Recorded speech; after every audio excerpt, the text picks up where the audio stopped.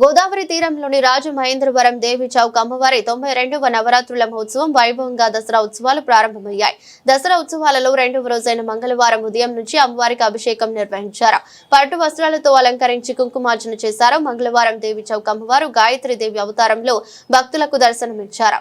ఉత్సవ వేదికపై కమిటీ అధ్యక్షులు బత్తుల రాజేశ్వరిరావు దంపతులు పూజలు చేశారు.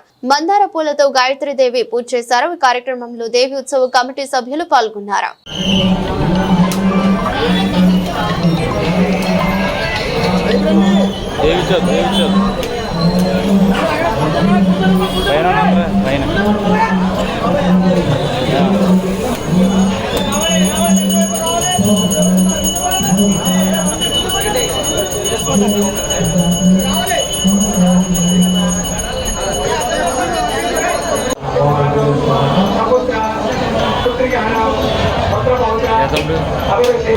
తీసుకో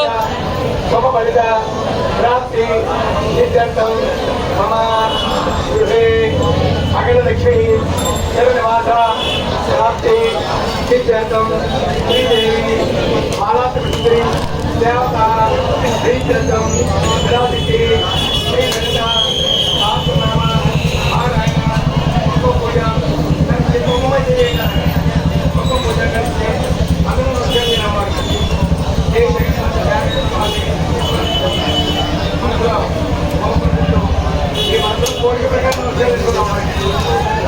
ఈ మనోవాంఛ సిద్ధించాలని మనసులో కూడా నెరవేరి అనుకున్నవన్నీ జరిగి అందరూ సంతోషంతో.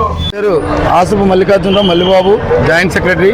ఈ ఉత్సవాలు 1934లో బొత్తుల మునయ్య గారు, కామరాజు గారి యొక్క ఉత్సవాలని వాళ్ళు చింతపండు వ్యాపారం చేయని కలకత్తా వెళ్తూ అక్కడ జరుగుతున్న ఉత్సవాలు చూస్తూ అదేవిధంగా ఇక్కడ చేయాలని చెప్పేసి ఇక్కడ 200 రూపాయలతో వాళ్ళ సొంత ఖర్చులతో ఉత్సవాలు ప్రారంభించారు.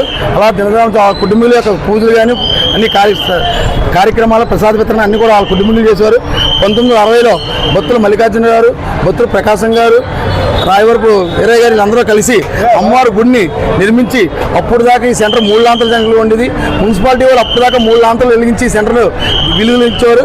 అప్పుడు దాకా కూడా 3 లాంతలు ఉన్న సెంటర్ దేవి చౌక్ సెంటర్గా నామకరణం జరిగింది. అప్పటి నుంచి ఈ 5 రోడ్లలో సాంఘిక నాటకాలు, సురభి నాటకాలు, ఎగ్జిబిషను, అలాగే సాంస్కృతిక కార్యక్రమాలు, పౌరాణిక నాటకాలు, ప్రముఖ నంది నాటక గ్రహీతలు, అలాగే పద్మవిభూషణ గ్రహీతలు కూడా పౌరాణిక నాటకాలు ప్రత్యేకత రాజమండ్రికి ఇదంతా కూడా జరిగింది. అలా రమారమి మల్లికార్జున తర్వాత మాదిరెడ్డి చెన్నకేశ్వరరావు ఒక 25 సంవత్సరాలు ఈ ఉత్సవాన్ని అభివృద్ధి చేశారు. తర్వాత తోలేటి దండరాజు గారు ఒక 12 సంవత్సరాలు అభివృద్ధి చేసి 2020లో బత్తుల మల్లికార్జున గారు అబ్బాయి బత్తుల రాజేశ్వర అధ్యక్షులయ్యి అక్కడి నుంచి కూడా అప్పటి నుంచి జరుగుతున్న ఉత్సవాలు ఇంకా దినదాపుడు చేస్తూ విద్యుత్ కాంతితో అభివృద్ధి చేశారు.